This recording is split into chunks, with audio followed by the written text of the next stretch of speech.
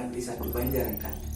Di kesempatan ini, kita akan belajar tentang reaksi pembakaran senyawa hidrokarbon dan dampaknya terhadap lingkungan. Adapun tujuan pembelajaran kita kali ini adalah sebagai berikut.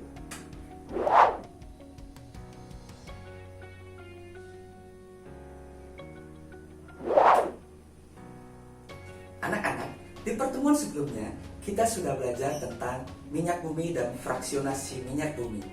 Nah, kita sudah tahu bahwa minyak bumi adalah salah satu senyawa hidrokarbon. Nah, bagaimana reaksi pembakaran dari senyawa hidrokarbon tersebut?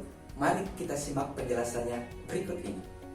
Senyawa hidrokarbon adalah senyawa yang tersusun atas unsur karbon dan hidrogen. Salah satu contoh dari senyawa hidrokarbon adalah minyak bumi.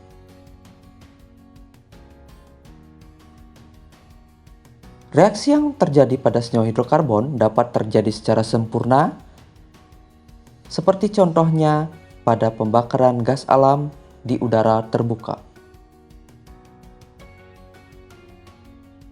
Senyawa hidrokarbon juga dapat mengalami pembakaran tak sempurna.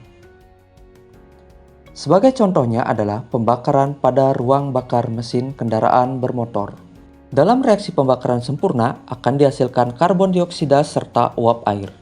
Seperti halnya pada pembakaran gas metana akan dihasilkan CO2 dan H2O seperti pada reaksi berikut.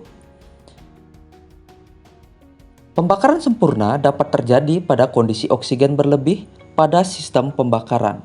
Pembakaran tak sempurna menghasilkan karbon monoksida, partikel karbon serta uap air. Sebagai contoh adalah pembakaran gas butana pada reaksi berikut.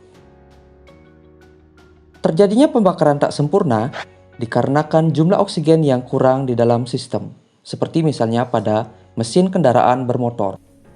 Nah, anak-anak, itulah tadi penjelasan tentang reaksi pembakaran yang terjadi pada senyawa hidrokarbon. Lalu, apa dampaknya terhadap lingkungan? Mari kita simak penjelasan berikut ini. Penyumbang utama polutan di udara adalah dari asap kendaraan bermotor, serta asap pabrik.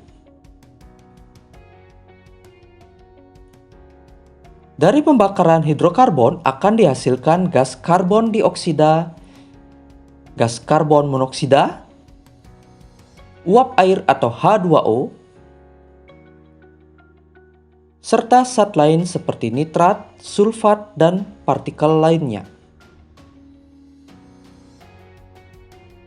Gas karbon dioksida merupakan hasil dominan dari pembakaran hidrokarbon.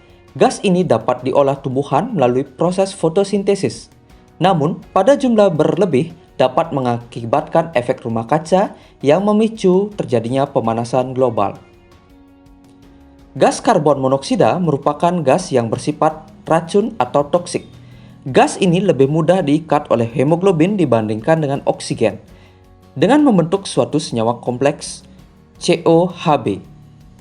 Jika berlebih di dalam darah akan menyebabkan kematian. Pembakaran senyawa hidrokarbon menyebabkan polusi di udara. Maka dari itu, kita harus bijak dalam menggunakan bahan bakar fosil. Dari pembelajaran kita kali ini, dapat disimpulkan bahwa pembakaran hidrokarbon atau minyak bumi dapat terjadi dalam dua proses, yaitu pembakaran sempurna dan pembakaran tidak sempurna. Dalam pembakaran sempurna akan dihasilkan gas CO2 dan H2O atau uap air. Sedangkan pada pembakaran tidak sempurna akan dihasilkan karbon, karbon monoksida, dan H2O. Nah, dari pembakaran minyak bumi ataupun senyawa hidrokarbon tersebut ternyata memberikan dampak langsung terhadap lingkungan. Sehingga kita harus bijak dalam menggunakan bahan bakar fosil sebagai salah satu senyawa hidrokarbon.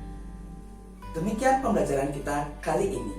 Tetap semangat, tetap belajar, dan jadilah insan cendekia.